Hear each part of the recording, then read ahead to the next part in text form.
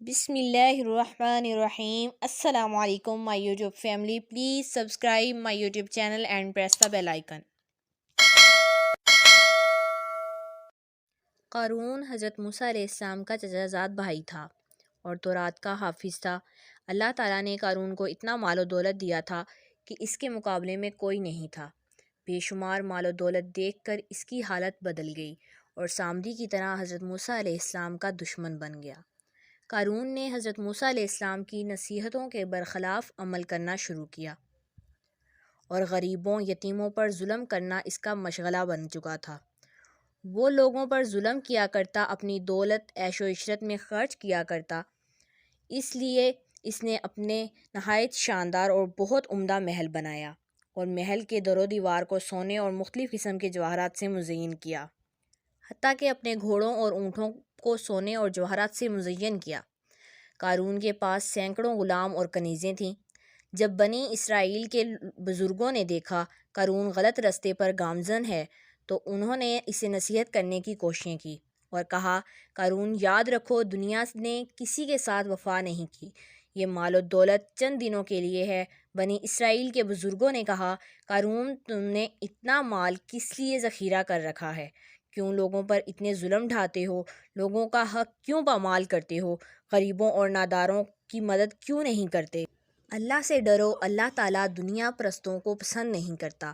کیا تمہیں معلوم نہیں ہے کہ مال و دولت ایک سائے کی مانند ناپائیدار اور جلد ختم ہونے والی چیز ہے؟ قارون نے غرور و تکبر میں جواب دیتے ہوئے کہا کہ کسی کو حق نہیں پہنچتا مجھے نصیحت کرے۔ قارون جب دنیا میں اس قدر غرق ہو چکا تھا کہ اس کو اپنے سوا کوئی نظر ہی نہیں آتا تھا، جس کی وجہ سے لوگوں کی نصیحت کا کوئی اثر ہی نہیں ہوتا تھا۔ وہ ہر وقت اس فکر میں رہتا تھا کہ مال میں کیسے مزید اضافہ کیا جائے۔ اس نے بنی اسرائیل کے بزرگوں سے کہا، مجھے تمہاری نصیحتوں اور ہدایتوں کی کوئی ضرورت نہیں، میری عقل تم سے کہیں گنا زیادہ کام کرتی ہے، اس لیے میں تمہیں سب سے زیادہ مالدار بن چکا ہوں۔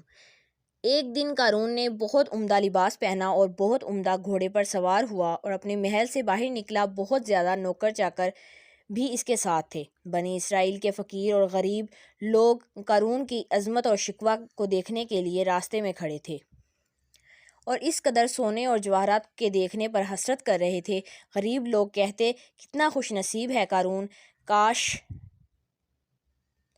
ہم بھی قارون کی طرح ہوتے۔ زکوٰۃ دینے کا حکم۔ اس دن اللہ تعالیٰ کی طرف سے حضرت موسیٰ علیہ السلام کو حکم ہوا کہ دولت مندوں سے کہو کہ وہ زکوٰۃ دیں۔ حضرت موسیٰ علیہ السلام نے قارون کو اللہ تعالیٰ کا حکم سنایا کہ اپنے مال کی زکوٰۃ دے۔ قارون نے حضرت موسیٰ کا مذاق اڑاتے ہوئے کہا، تم جھوٹے ہو، میں اپنی دولت دوسروں کو کیوں دوں؟ غریب بھی میری طرح محنت کریں اور دولت کمائیں۔ حضرت موسیٰ علیہ السلام نے فرمایا، زکوٰۃ اللہ کا حکم ہے، تمہیں دینا پڑے گا، کیونکہ تمہارے پاس موجود مال و دولت میں غریبوں کا بھی حصہ ہے۔ حضرت موسیٰ علیہ السلام کے ساتھ کافی بحث کے بعد قارون نے زکوٰۃ دینے کی حامی بھر لی اور گھر جا کر جب حساب و کتاب کیا تو بہت سارا مال دینا ہوا۔ اس نے سوچا، اتنی بڑی دولت غریبوں اور ناداروں کو دوں، یہ نہیں ہو سکتا۔ قارون نے حضرت موسیٰ علیہ السلام اور مومنین کی نصیحت کی، نہ صرف پرواہ نہ کیا بلکہ حضرت موسیٰ علیہ السلام کے ساتھ دشمنی کرنے لگا، یہاں تک تہمت لگانے سے بھی دریغ نہ کیا۔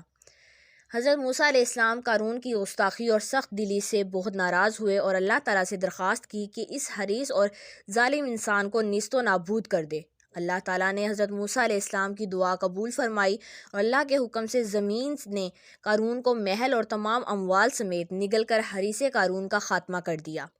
یوں قارون خالی ہاتھ آخرت کی طرف روانہ ہوا۔ وہ لوگ جو قارون کو سعادت مند اور خوشبخت سمجھتے تھے اور اس کی دولت کی آرزو کرتے تھے، اپنی غلطی کی طرف متوجہ ہوئے اور توبہ کی۔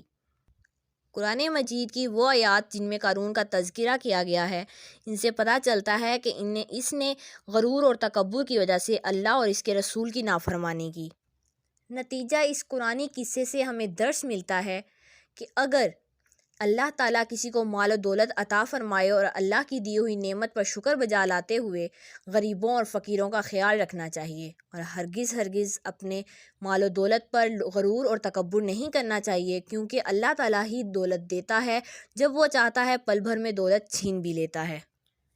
ہم انشاءاللہ آئندہ بھی اپنے ویورز کی خدمت میں مزید قرآن قصے بیان کرتے رہیں گے۔ ہمارے ساتھ رہیے اور اپنے